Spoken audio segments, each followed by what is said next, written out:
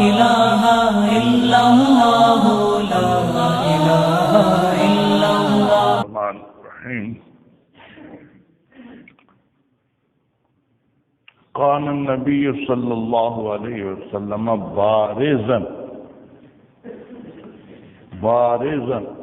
بارزن کا معنی ہے ظاہر ہونے والے. آپ ظاہر ہونے والے تھے، یعنی باہر بیٹھے ہوئے تھے، جہاں لوگ بیٹھتے تھے وہاں آپ بیٹھے ہوئے تھے. جی ہاں، گھر میں نہیں تھے، باہر تھے، یہ مانو.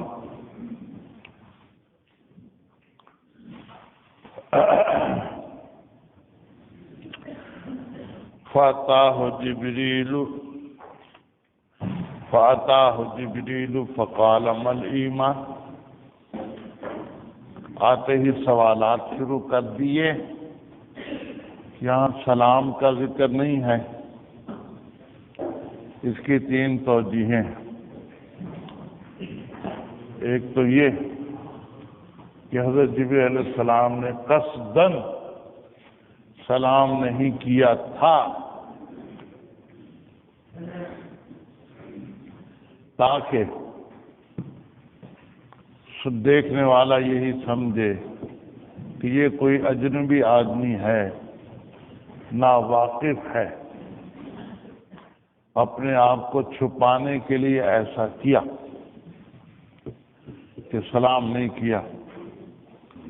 سلام کرتے تو دیکھنے والے سمجھ جاتے کہ یہ کوئی جاننے بوجھنے والے ہیں، اپنے آپ کو چھپانا چاہتے تھے.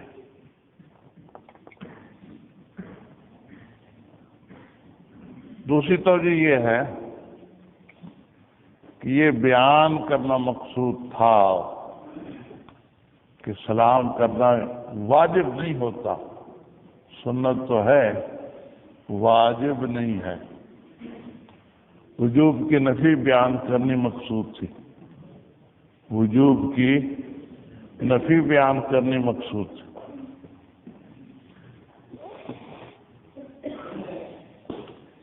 تیسری توجہ یہ ہے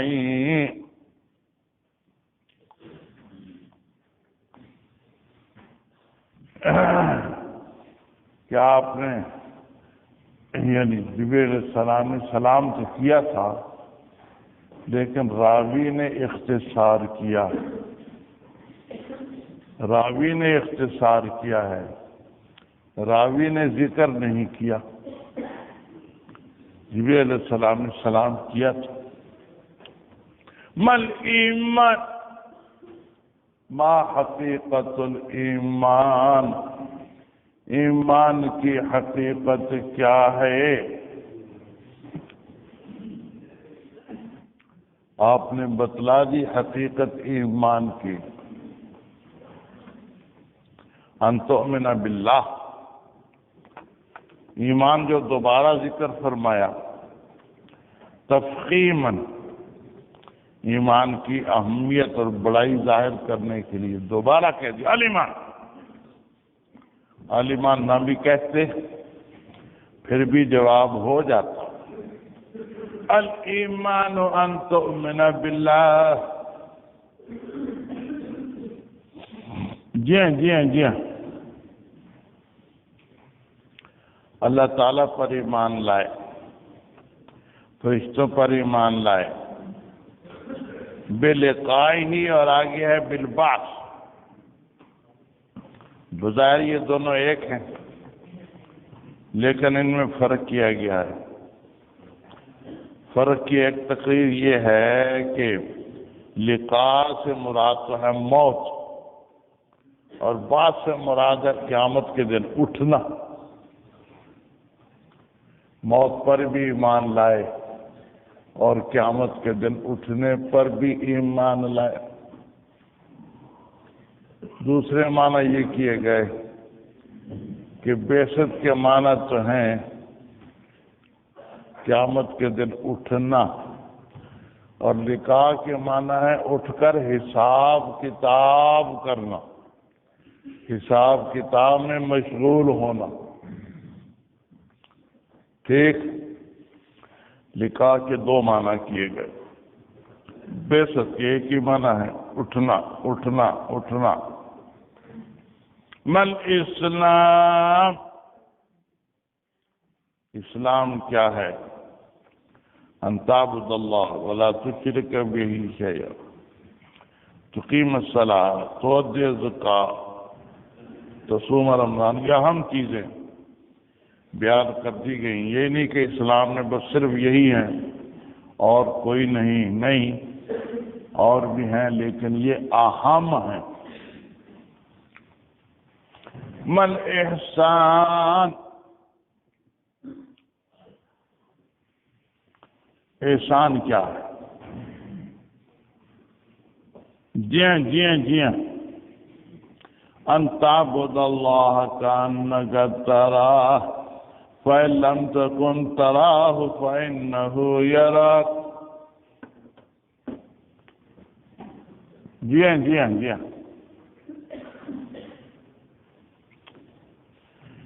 حافظ ابن حجر رحمہ اللہ تعالی نے دو درجے بیان کیے۔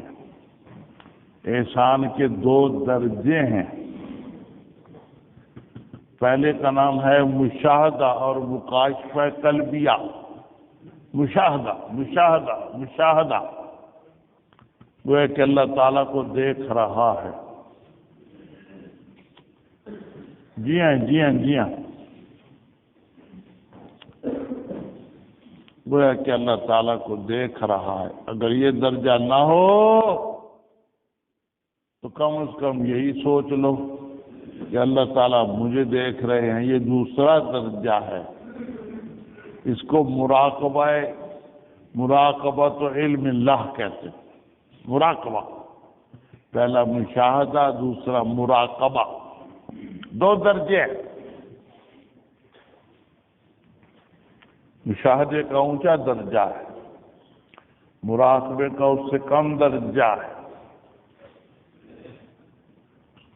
لیکن علامہ نووی رحمہ اللہ تعالی نے یہ فرمایا کہ یہاں دو درجے بیان کرنے مقصود نہیں ہے، درجہ ایک ہی ہے۔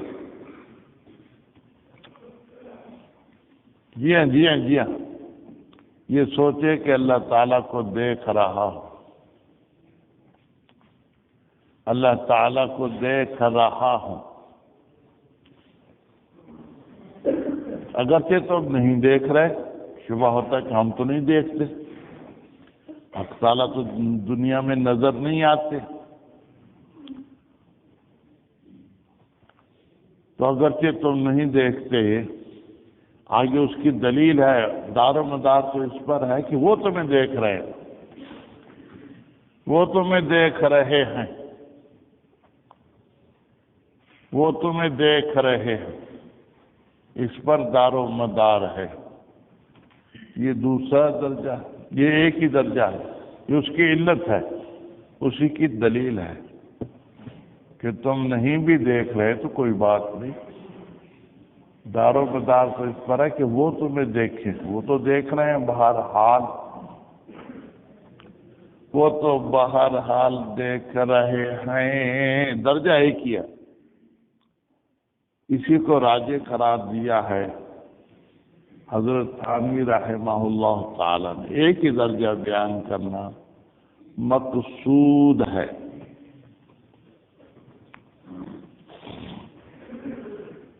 بعض روایتوں میں ان تعبد اللہ کی بجائے ان تخشى اللہ ہے، ان تخشى اللہ کانک تراہ۔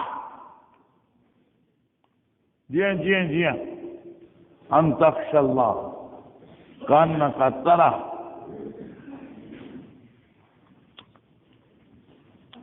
ایک ہی معنی ہے، ایک ہی حاصل ہے۔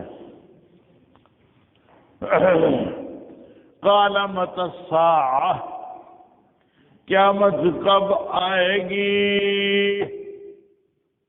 اس لیے سوال کر دیا تاکہ سب کو پتہ چل جائے کہ قیامت کا کسی کو علم نہیں،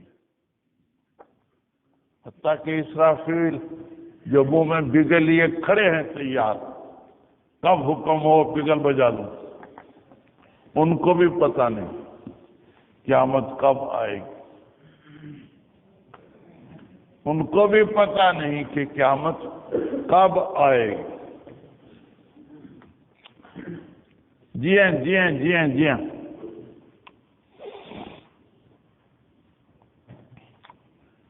اس لیے جواب دیا مل مسئول عنہا بعالم من السائل،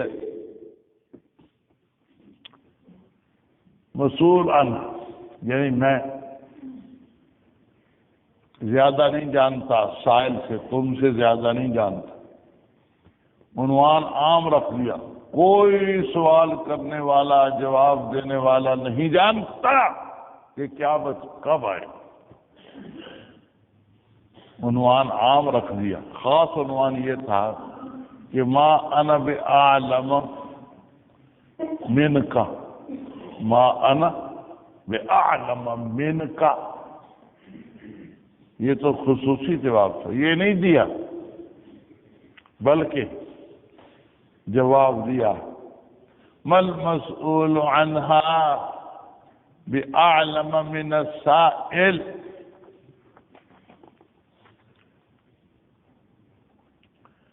کوئی جواب دینے والا، کوئی سوال کرنے والا نہیں جانتا۔ اتنا تو جانتے ہیں قیامت آئے گی، یہ نہیں جانتے کہ کب آئے گی۔ ٹھیک، عام عنوان اختیار کر لیا۔ جب سید الملائکہ اور سید الرسل نہیں جانتے تو کوئی بھی نہیں جانتا، اللہ تعالیٰ کے سوا کوئی بھی نہیں جانتا کہ قیامت کب آئے گی۔ آپ آگے کیوں آ گئے؟ آگے تو پڑھنا ہی نہیں پڑے گا۔ مل مسئول عنہا بعالم من السائل، کوئی مسئول عنہا نہیں جانتا، مسئول عنہا یعنی مجیب، اور سائل سوال کرنے والا، کوئی سوال کرنے والا نہیں جانتا کہ قیامت کب آئے گی۔ سوال کرنے والا، جواب دینے والا کوئی نہیں جانتا۔ جی ہاں جی ہاں جی ہاں جی ہاں جی ہاں، البتہ میں تمہیں نشانیاں بتا دیتا ہوں، سأخبرک عن اشراطها، میں تمہیں خبر دوں گا نشانیوں سے۔ قیامت کی نشانیاں کیا؟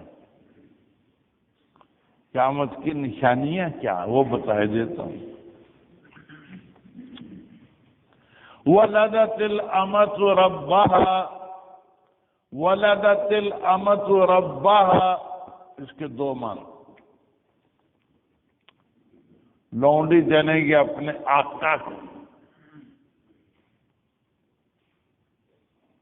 کیا مطلب؟ کہ فتوحات مسلمانوں کو زیادہ ہوں گی، لونڈیاں غلام زیادہ آئیں گے، لونڈیوں سے آگے اولاد بھی ہوگی۔ لونڈی کی جو اولاد ہوتی ہے آقا سے، آقا تو آزاد ہے، لونڈی غلام ہے، وہ اولاد آزاد ہوتی ہے۔ آقا کی جو اولاد ہے وہ آزاد ہوتی ہے۔ لونڈی کا نکاح کسی اور غلام سے کر دے پھر تو بچہ جو پیدا ہوگا غلام ہوگا، لیکن لونڈی سے اولاد آقا کی ہو وہ آزاد ہوتی ہے، تو وہ بمنزل آقا ہی کی ہوتی ہے۔ تو لونڈی جنے اپنے آقا کو، یعنی لونڈیاں بہت ہوں گی، ام ولد بہت بنیں گی، آقا سے اولادیں بہت ہوں گی۔ یہ معنی کریں تو یہ نشانی پائی گئی۔ حضرت عمر فاروق کے زمانے میں فتوحات بہت ہوئی۔ دوسرے معنی یہ بھی کیے گئے کہ اولاد نافرمان ہوگی، اولاد آقا بن کر رہے گی، اولاد آقا بن کر رہے گی، ماں بیچارے غلام بن کر رہے گی۔ اولاد نافرمان ہوگی۔ دوسری نشانی یہ ہے، دوسرے معنی یہ ہے، یہ زیادہ قوی ہیں، یہ علامت قرب قیامت میں ہوگی۔ آج کل ہے، آج کل قرب قیامت۔ اگلی نشانی بھی قرب قیامت میں ہوگی۔ وَإِذَا تَطَاوَلَ رُعَاةُ الْإِبِلِ الْبُهْمِ فِي الْبُنْيَانِ، جبکہ کالے اونٹوں کو چرانے والے بڑی بڑی عمارتیں بنائیں گے، بڑی بڑی بلڈنگیں بنائیں گے۔ یہ بھی اخیر زمانے میں کہ معمولی آدمی بڑی بڑی بلڈنگیں بنائیں گے۔ اس لیے پہلی نشانی کے بھی وہی معنی زیادہ مناسب ہیں جو اخیر زمانے میں پائے جائیں گے، جو اخیر زمانے میں پائے جائیں گے، یعنی اولاد نافرمان ہوگی، اولاد آقا کے درجے میں ہوگی، نافرمان ہوگی، ماں کی فرما برداری نہیں کرے گی۔ تو یہ قلب موضوع ہے۔ اولاد کو غلام ہونا چاہیے ماں کا۔ ایسے ہی تھوڑے چھوٹے کام کرنے والے، ان کو چھوٹی چھوٹی عمارتیں کافی ہیں، چھوٹے مکان کافی، بڑے بڑی بلڈنگ کیوں بناتے؟ قلب موضوع، قلب موضوع۔ جب قلب موضوع ہو جائے گا تو دنیا ختم کر دی جائے گی، بس ختم۔ قلب موضوع پایا گیا، اولاد نافرمان، معمولی آدمی بڑی بڑی بلڈنگیں بناتے ہیں۔ یہ تو مالی چھوٹا سا مکان کافی ہے، بڑی بلڈنگ کی کیا ضرورت؟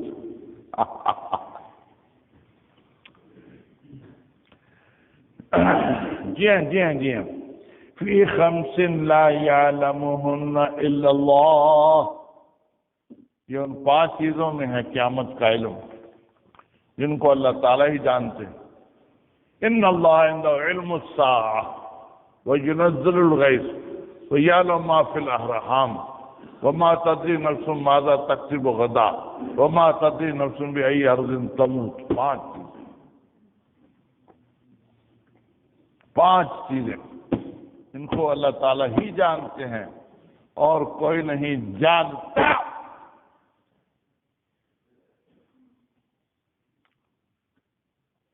ما فی الارحام یعنی نیک ہے یا بد ہے۔ مذکر مونس کو تو آج کل جان لیتے ہیں الٹرا ساؤنڈ سے، الٹرا ساؤنڈ سے پتہ چل جاتا ہے کہ بچہ مذکر ہے یا مونس ہے، لڑکا ہے یا لڑکی ہے، لیکن یہ تو نہیں جان سکتے کہ نیک ہے یا برا ہے۔ یہ مراد ہے، اچھا برا، شقی سعید، یہ نہیں جانتے۔ جی ہاں جی ہاں جی ہاں۔ یعلم ما فی الارحام، یعلم ما فی الارحام، وہی جانتے ہیں ارحام میں کیا۔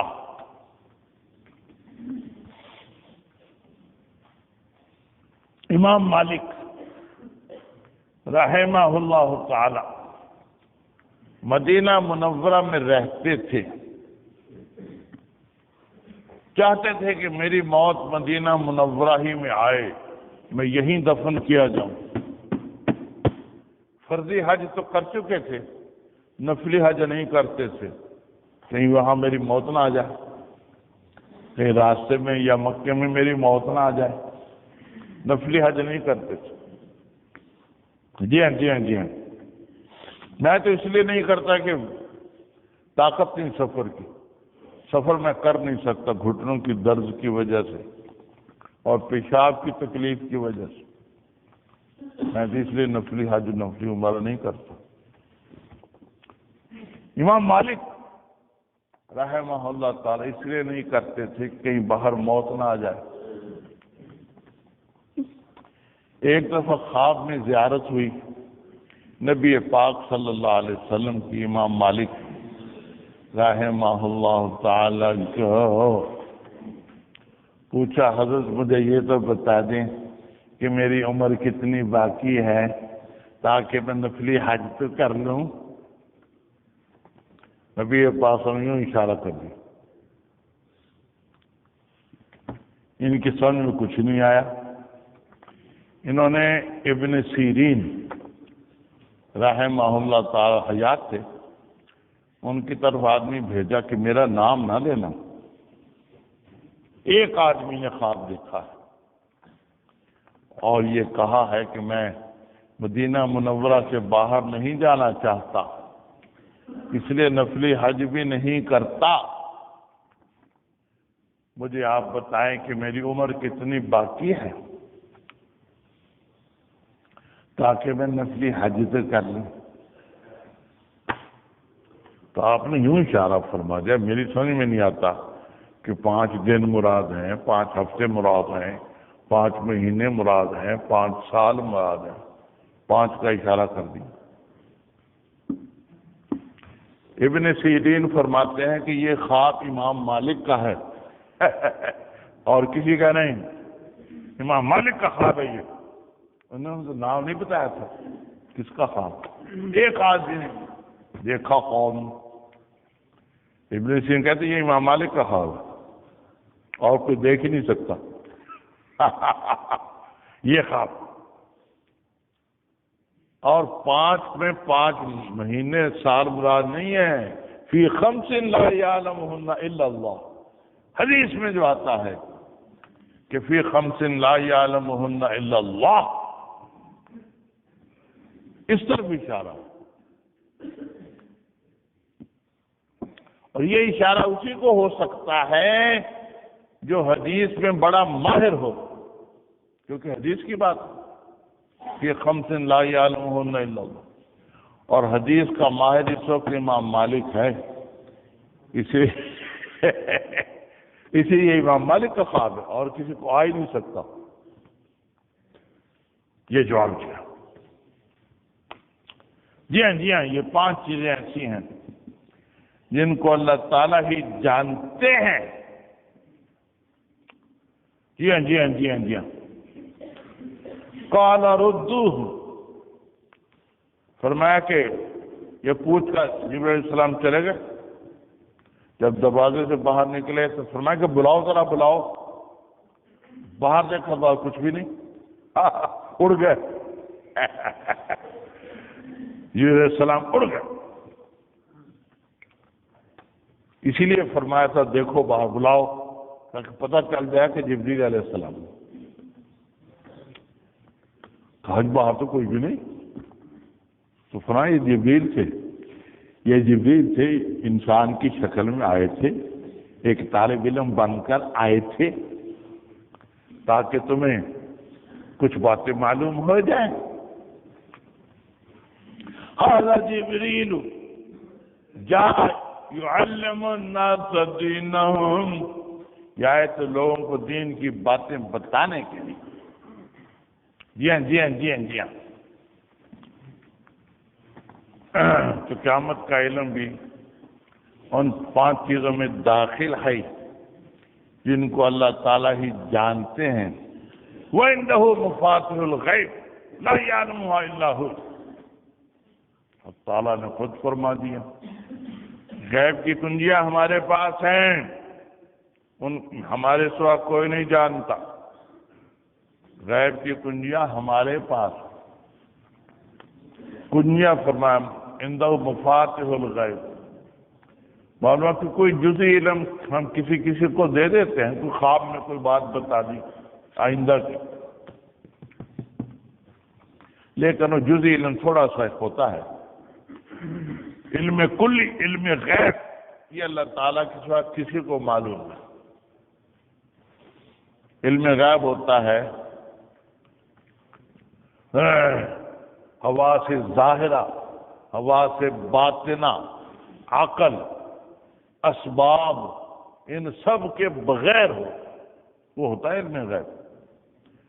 نہ ہوا سے ظاہرہ ہو دیکھنے سننے سے، نہ ہوا سے باطنہ ہو یعنی سوچنا دماغ میں، ہوا سے باطنہ حصے مشترک ہے، قوت متفرقہ ہے، حافظہ ہے، خیال ہے۔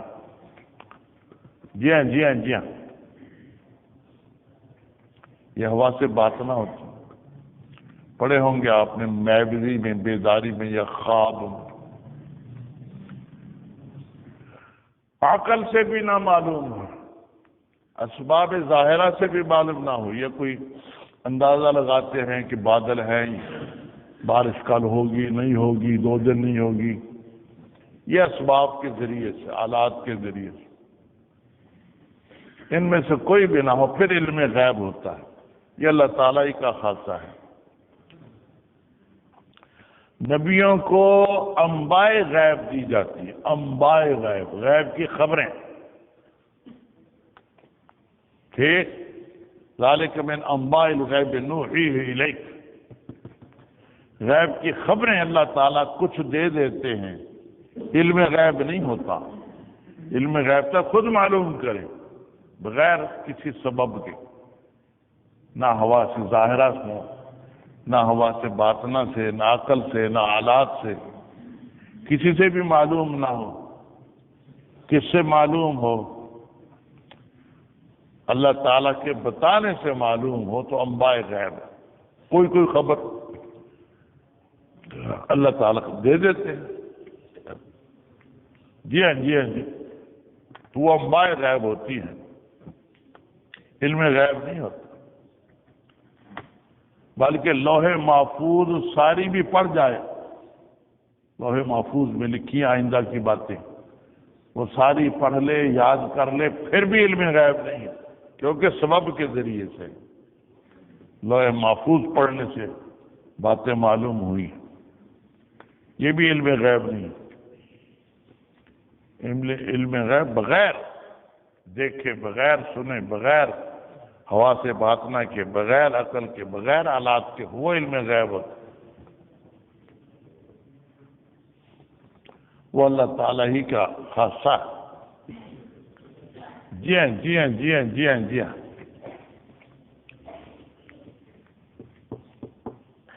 یہ تو ترجمہ تھا حدیث کا۔ اس کے فوائد سمجھیے، اس حدیث کے فوائد کیا کیا؟ فوائد بہت سے ہیں، آگے نہیں پڑھنا پڑے گا۔ 21 فوائد، 21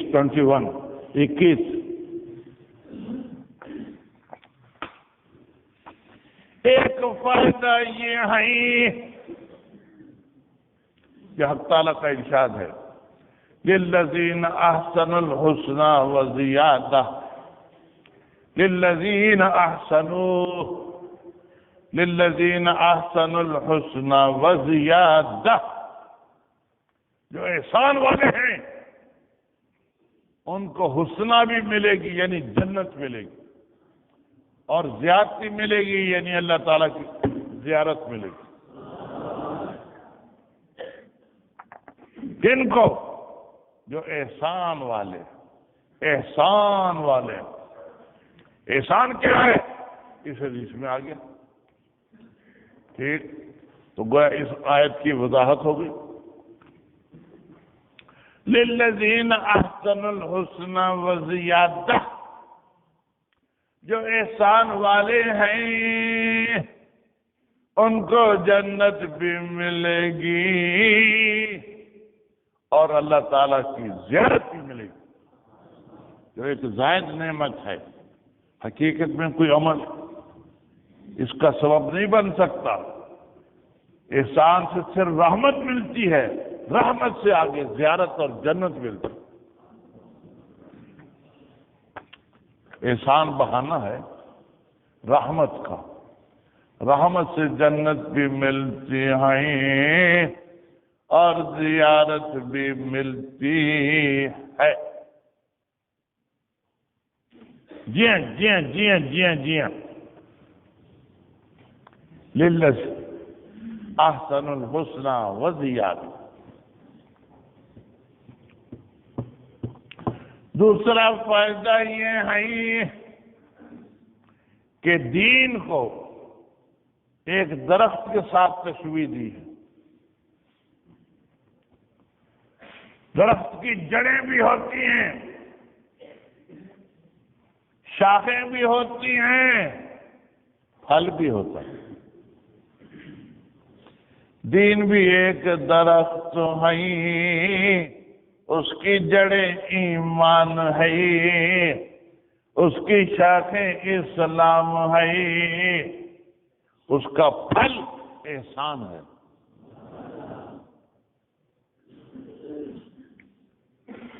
دین کو تشبیہ دے دی درخت کے ساتھ اس حدیث میں۔ درخت کی جڑیں بھی ہوتی ہیں، شاخیں بھی ہوتی ہیں اور پھل بھی ہوتا۔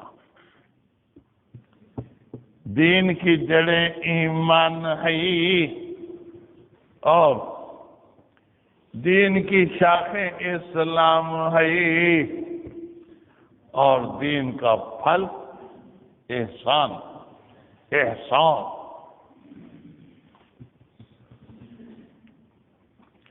تیسری بات یہ معلوم ہوئی مَا الْمَسْئُولُ عَنْهَا بِأَعْلَمَ مِنَ السَّائِلِ، کوئی سوال کرنے والا، کوئی جواب دینے والا نہیں جانتا کہ قیامت کب آئے۔ اس سے تائید ہو گئی اس قول کی، القول باللا ادری نصف العلم۔ لا ادری کہہ دینا یہ بھی آدھا علم ہے۔ مسئلہ معلوم نہ ہو تو کھینچ تان کر غلط سلط نہ کوئی بتائے، ایسے لا ادری مجھے نہیں پتا، کسی اور سے پوچھ لو، دارالفتہ سے پوچھ لو، یہ کہہ دے یہ بھی نصف علم ہے۔ اس کی تائید ہو گئی مَا الْمَسْئُولُ عَنْهَا بِأَعْلَمَ مِنَ السَّائِلِ سے۔ اس مسئلے کو میں نہیں جانتا، یہ لا ادری کے معنی میں ہے۔ لا ادری لا ادری لا ادری مجھے نہیں پتا۔ جی ہاں جی ہاں جی ہاں، تو لا ادری کہہ دینا یہ بھی آدھا علم۔ کھینچ تان کر غلط سلط جواب نہ دے، نہیں آتا تو کہہ دے نہیں آتا، بس کچھ نہیں ہوتا، کچھ نہیں ہوتا۔ کوئی بھی عالم کل نہیں ہے انسانوں میں سے، عالم کل کوئی بھی نہیں، عالم کل صرف اللہ تعالیٰ۔ جی ہاں جی ہاں جی ہاں، بریلوی غلط کہتے ہیں کہ نبی پاک عالم کل ہیں، یہ غلط کہتے ہیں۔ اللہ تعالیٰ کے ساتھ کوئی عالم کل نہیں ہے۔ جو بات بتا دی پتہ چل گیا، نہیں بتائی نہیں چلا۔ یہاں دیکھو خود فرما رہے ہیں کہ مجھے پتہ نہیں، مجھے پتہ نہیں قیامت کب آئے گی۔ چوتھی بات یہ ثابت ہوئی کہ علوم مقصودہ تین ہی ہیں، علوم مقصودہ تین ہی ہیں، عقائد، فقہ، تصوف، علم الاخلاق، جسے علم الاخلاق کہتے ہیں۔ تین علم ہیں دین میں بڑے، باقی تابع ہیں ان کے۔ عقائد، فقہ، اخلاق، تینوں کا ذکر آ گیا۔ مل ایمان، مل اسلام، مل احسان، تینوں کا علم۔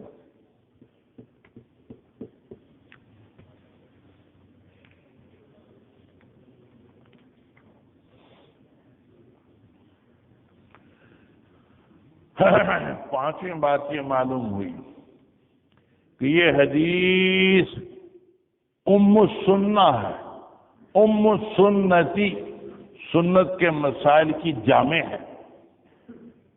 یہ حدیث سنت کے مسائل کی جامع ہے، اسی لیے اس حدیث کا لقب ہے ام السنتی۔ یہ حدیث جبریل ام السنہ ہے، جیسے کہ سورہ فاتحہ ام القرآن ہے، اس میں قرآن کے مسائل کا خلاصہ ہے سورہ فاتحہ. اس حدیث میں احادیث کے مسائل کا خلاصہ ہے، اس لیے اس کا لقب ہے ام السنہ. چھٹی بات یہ معلوم ہوئی کہ تصوف اور علم الاخلاق کی بنیاد ہے توجہ الی اللہ پر، احسان. یہ تصوف ہے، علم الاخلاق ہے، اس کا مدار توجہ الی اللہ پر ہے. ان تعبد اللہ کأنک تراہ فإن لم تکن تراہ فإنہ یراک. اس پر دار و مدار ہے تصوف کا اور علم الاخلاق.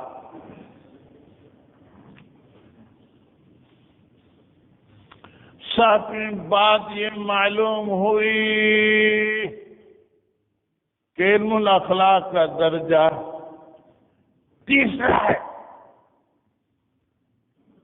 جیسے تیسری رکعت ہوتی ہے، تیسری رکعت یہ پہلی دو رکعتوں کے بعد ہوتی ہے، اسی طرح علم الاخلاق بھی ایمان اور اسلام کے بعد ہے، عقائد اور فقہ کے بعد. اس کا تیسرا درجہ ہے، تیسری رکعت کے درجے میں ہے. کوئی ایمان اختیار نہ کرے، اسلام اختیار نہ کرے، کہے میں اخلاق کا بڑا ماہر ہوں، کچھ نہیں ہوتا. پہلے ایمان اسلام ٹھیک کرو، پھر اخلاق کی بحث کرنا.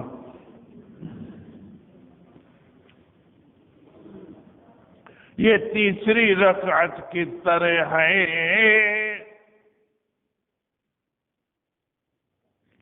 ایمان و اسلام کے بعد اس کا درجہ. ایمان و اسلام کے بغیر تصوف کوئی چیز نہیں.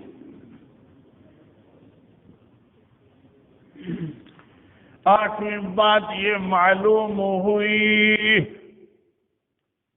کہ جبریل علیہ السلام آئے تھے بالکل اخیر زمانے میں، بالکل اخیر زمانے میں.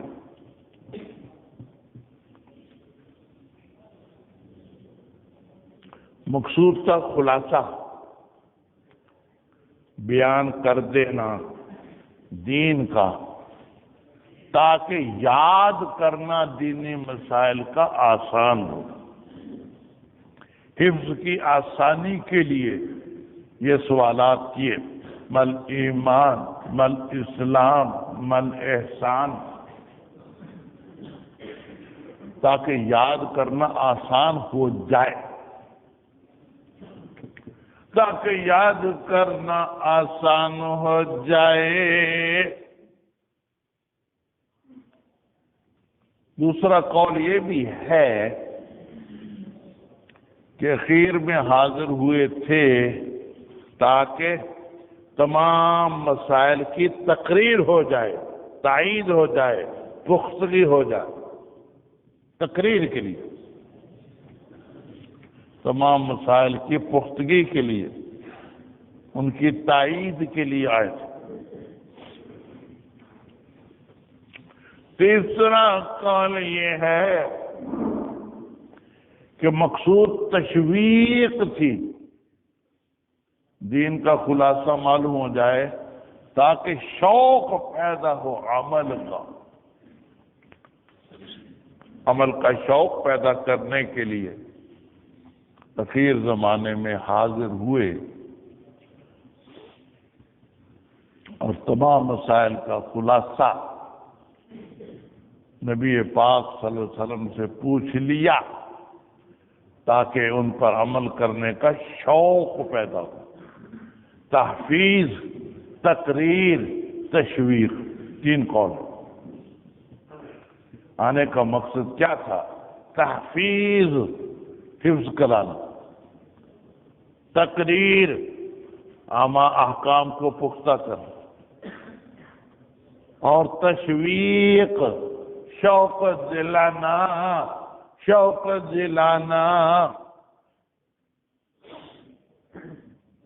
نویں بات یہ معلوم، نویں کہتے ہیں نئی کو، نویں نکو، نئی چیز. نویں بات یہ معلوم ہوئی کہ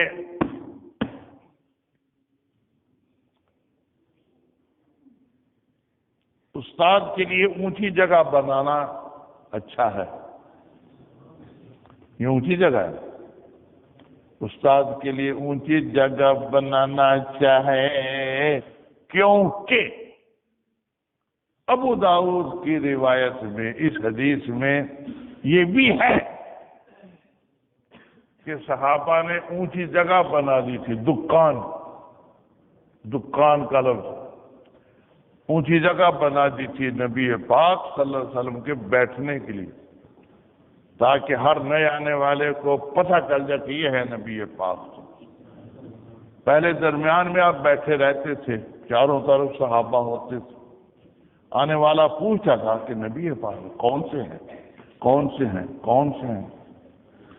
اب دکان بنا دی، اونچی جگہ بنا دی، اس پر آپ بیٹھتے تھے، آنے والا فوراً دیکھ لیتا کہ یہ جو اونچے بیٹھے ہیں یہ نبی پاک صلی اللہ علیہ وسلم. معلوم ہے کہ اونچی جگہ بنا دینا جائز ہے، ٹھیک ہے، تاکہ آنے والے کو پتہ چل جائے کہ یہ استاد بیٹھے ہیں،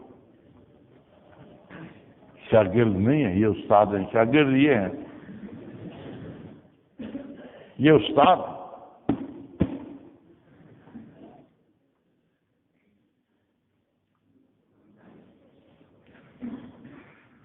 دسویں بات یہ معلوم ہوئی کہ قرآن پاک میں جو ہے فَتَمَثَّلَ لَهَا بَشَرًا سَوِيًّا، فَتَمَثَّلَ لَهَا بَشَرًا سَوِيًّا. جبرائیل علیہ السلام انسان کی شکل میں آئے تھے حضرت مریم کے پاس. معلوم ہے کہ فرشتہ انسان کی شکل میں بھی آتا رہتا ہے. یہاں بھی جبرائیل علیہ السلام انسان کی شکل میں آئے، ایک طالب العلم بن کر آئے. جی انسان کی شکل میں آئے.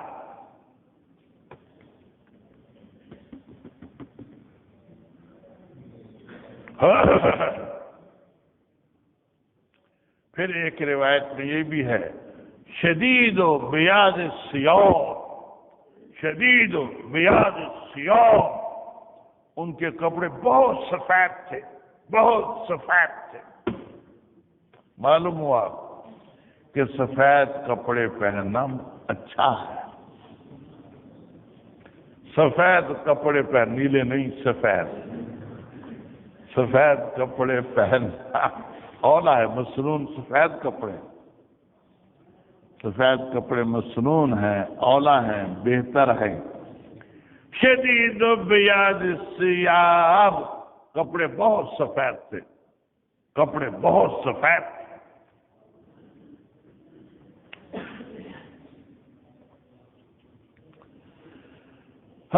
بارہویں بات یہ معلوم ہوئی کہ طالب علم کو صاف ستھرا ہونا چاہیے. شدید و بیاض الثیاب سے یہ بھی نکلا، بہت سفید کپڑے تھے، گندے مندے نہیں تھے، میلے کچیلے نہیں تھے، بہت سفید. شدید و بیاض الثیاب، شدید و بیاض الثیاب. معلوم کہ طالب علم کو صاف ستھرا ہونا چاہیے، گندا مندا نہیں ہونا چاہیے.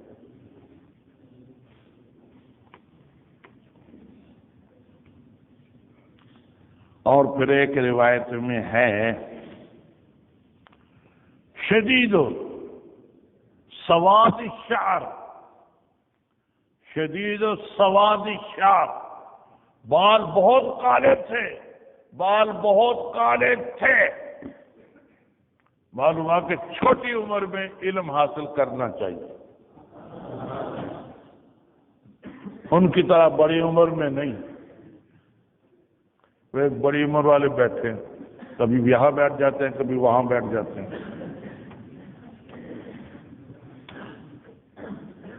مہندی لگا رکھی ہے، میں دیکھ رہا ہوں، بال سفید ہے، مہندی لگا رکھی ہے، دیکھنے والا سمجھے کہ سفید نہیں ہے، باقی تقریباً سبھی کالے کالے بالوں والے ہیں۔ تو اس میں یہ بھی اشارہ ہے، شدید سواد الشعر، شدید سواد الشعر، بال کالے تھے، بہت کالے تھے، معلوم کہ بالکل ایک نوجوان کی طرح آئے تھے حضرت جبریل علیہ السلام۔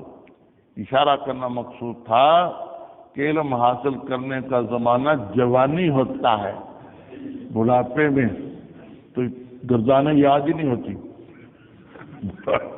بڑھاپے میں گردانیں نہیں یاد ہوتی، حالانکہ گردانیں بھی یاد کرنی پڑتی ہیں۔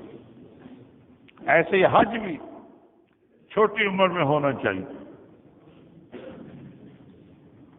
انڈونیشیا میں یہ رواج ہے کہ جب تک حج نہ کرے شادی نہیں کرتے، لڑکی دیتے نہیں، کہتے پہلے حج کر کے آؤ۔ اس لیے وہاں مکہ شریف میں نوجوان بھاگے پھرتے ہیں، وہ انڈونیشیا کے ہوتے ہیں، انڈونیشیا کے نوجوان بھاگے پھرتے وہاں، وہ نوجوانی میں حج کرتے ہیں۔ ہمارے تو بوڑھا ہو جاتا ہے، چلنا پھرنا مشکل ہو جاتا ہے، تو پھر چلا میں حج کر آؤں، اب میں حج بھی کر آؤں۔ ایک حج بھی جوانی میں ہوتا ہے، علم بھی جوانی میں حاصل ہوتا ہے، ایسے اصلاح باطن بھی جوانی میں ہوتی ہے۔ بڑھاپے میں مراقبے وغیرہ کرنے مشکل ہو جاتے ہیں، جوانی میں مراقبات مجاہدات سب کر لیتا ہے۔ نہ ہوئی ہو تو چلو خیر، بڑھاپے میں اصلاح کروا لے، بہتر جوانی میں چھوٹی عمر میں اصلاح کروائے، تاکہ مراقبات مجاہدات جو بتائے شیخ وہ پورے کرے۔ روزے رکھو، جا مراقبہ روزانہ کرو، تو یہ آسان ہوتا ہے چھوٹی عمر۔ اس لیے 13واں فائدہ یہ ہے کہ علم جوانی میں حاصل کرے، ایسے ہی حج اور اصلاح باطن بھی جوانی میں کرائے۔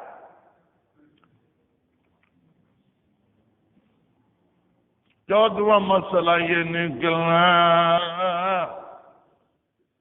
کہ روایتوں میں یہ بھی ہے، اسند رکبتیہ الی رکبتیہ، اسند رکبتیہ الی رکبتیہ، یعنی دو زانو بیٹھ گئے جبریل علیہ السلام، جیسے اتحیات میں بیٹھتے ہیں، اور اپنے گھٹنے نبی پاک صلی اللہ علیہ وسلم کے گھٹنوں کے ساتھ ملا دیے۔ آپ بھی دو زانو بیٹھے تھے، بالکل قریب آ کر بیٹھ گئے اور دو زانو بیٹھ گئے۔ معلوم ہے کہ طالب علم کو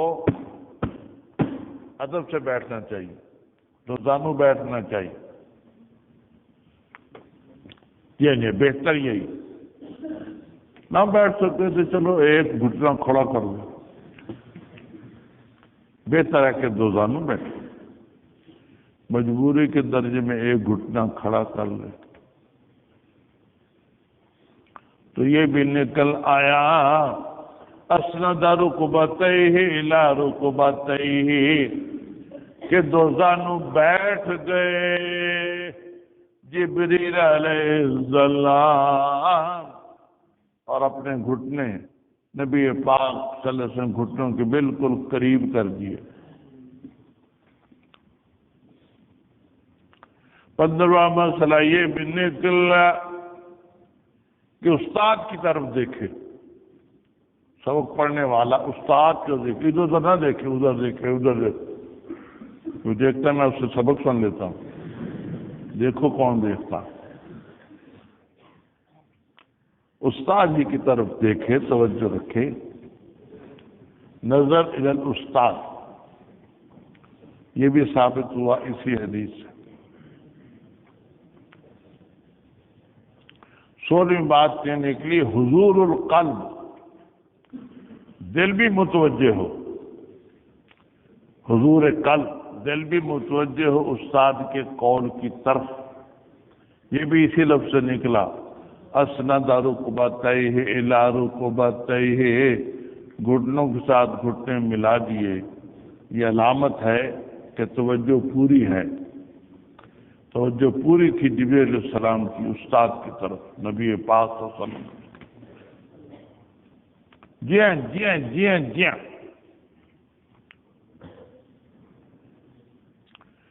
17واں مسئلہ نکلا حصول مناسبت، استاد کے ساتھ مناسبت پیدا کرنی چاہیے، حصول مناسبت، تحصیل مناسبت۔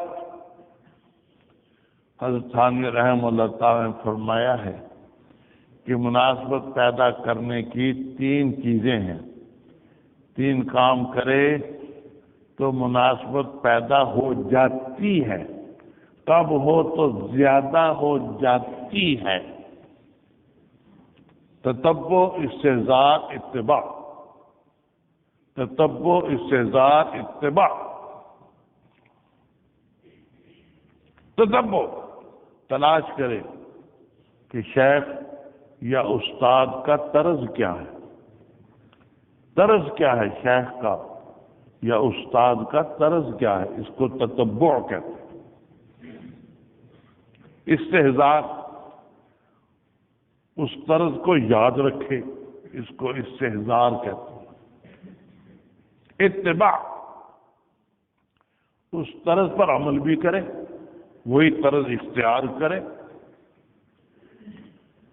یہ اتباع ہے۔ تتبع، استحضار، اتباع، یہ 3 کام کرے گا تو مناسبت نہ ہوگی تو پیدا ہو جائے گی، ہوگی تو زیادہ ہو جائے گی۔ 18ویں بات ہے تحصیل و شفقت الاستاد، تحصیل و شفقت الاستاد، استاد کی شفقت حاصل کرنے کی کوشش کرے۔ جی ہاں جی ہاں، نسائی شریف کی روایت میں یہ الفاظ یوں ہیں، وضع یدیہ علی رکبتیہ النبی صلی اللہ علیہ وسلم، گھٹنے ملا دیے اور ہاتھ نبی پاک ان کے گھٹنوں پر رکھ لیے، اپنے گھٹنوں پر نہیں۔ نبی پاک صلی اللہ علیہ وسلم کے گھٹنوں پر ہاتھ رکھ دیے، اس سے مقصود کیا تھا؟ تحصیل شفقت استاد، استاد کی شفقت حاصل کرنا۔